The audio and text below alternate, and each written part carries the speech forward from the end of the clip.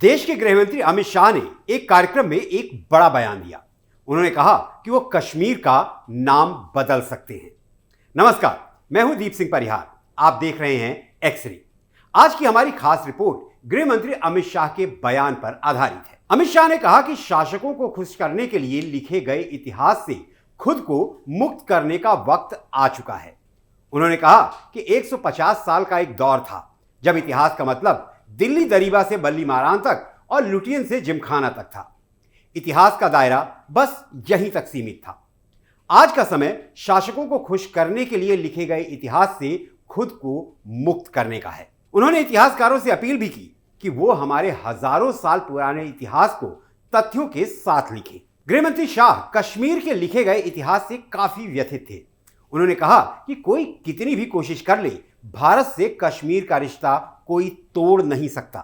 पंडित कल्हण, जिन्होंने कश्मीर को एक लंबे समय के दृष्टिकोण से, अलग दृष्टिकोण से रखने का काम दुनिया के सामने किया, और व्यापार की भी बात कर लें तो सिल्क रूट से लेकर सेंट्रल एशिया तक और शंकराचार्य मंदिर से लेकर हेमिस मठ तक व्यापार और अध्यात्म, ये दोनों चीजों के मजबूत नींव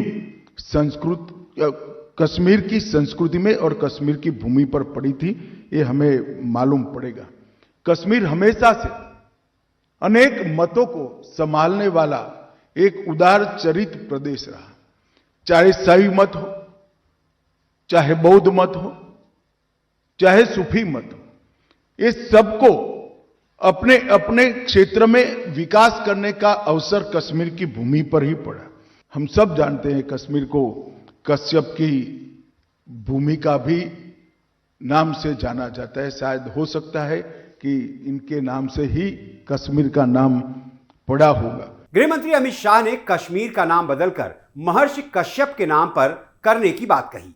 उन्होंने कहा कि कश्मीर को कश्यप भूमि के नाम से जाना जाता है और संभव है कि महर्षि कश्यप के नाम से ही कश्मीर का नाम पड़ा हो।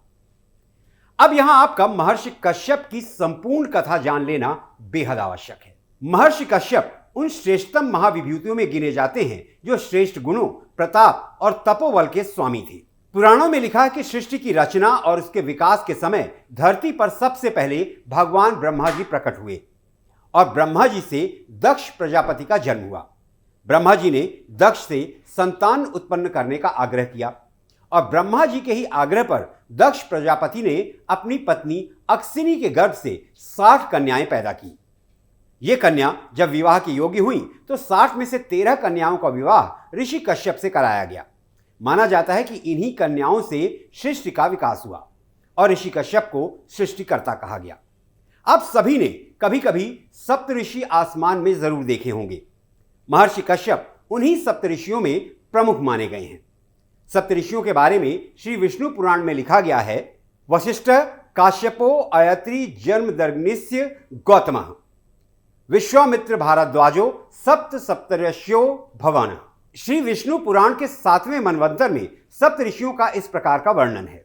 वशिष्ठ, कश्यप, अत्रि, जमदग्नि, गौतम, विश्वामित्र और भारद्वाज सप्त ऋषि बने। श्रीमद् भागवत के अनुसार दक्ष प्रजापति ने अपनी 60 कन्याओं में से 10 कन्याओं का विवाह धर्म के साथ कराया, 13 कन्याओं का विवाह ऋषि कश्यप के साथ, 27 कन्याओं का विवाह चंद्रमा के साथ, 2 कन्याओं का विवाह भूत के साथ, 2 कन्याओं का विवाह अंगीरा के साथ और 2 कन्याओं का विवाह कृशाग्र के साथ किया था। बाद में 4 और कन्याओं का विवाह भी ऋषि कश्यप के साथ ही कर दिया गया।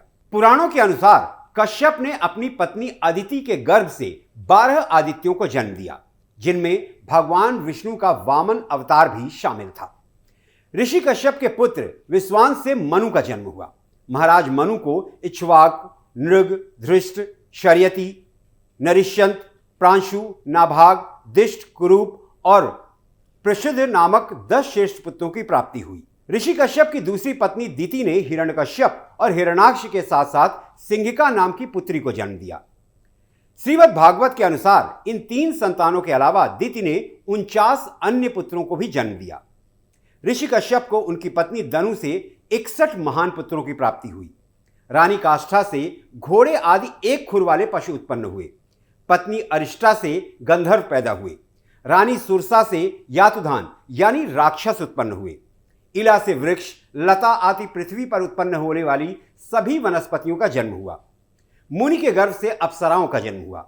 ऋषि कश्यप की क्रोधवशा नामक रानी सांप, विक्षु जैसे विषैले जंतुओं को पैदा किया। ताम्रा ने बाज, गिद्ध जैसे शिकारी पक्षियों को जन्म दिया। सुरभि ने गाय, भैंस जैसे 2 खुर वाले पशुओं की उत्पत्ति की। रानी सरसा से बाघ आदि हिंसक जीवों ने जन्म लिया। तिमी ने जल में रहने वाले प्राणियों को अपनी संतान के रूप में उत्पन्न किया।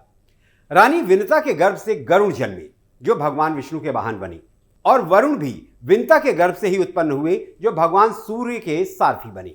कद्रू की कोख से बहुत से नागों की उत्पत्ति हुई, जिनमें प्रमुख 8 नाग थे: शेषनाग, वासुकी, तक्षक, करकोटक, पद्म, महापद्म, शंख और कुलिक। रानी पतंगी से पक्षियों का जन्म हुआ।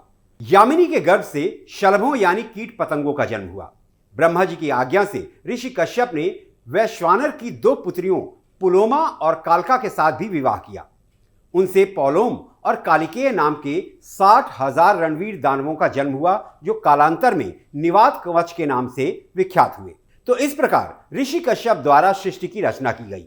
माना जाता है कि समूचे कश्मीर पर ऋषि कश्यप और उनके पुत्रों का ही शासन था। ऐसा भी कहा जाता है कि ऋषि कश्यप के नाम पर ही कश्मीर का प्राचीन नाम था।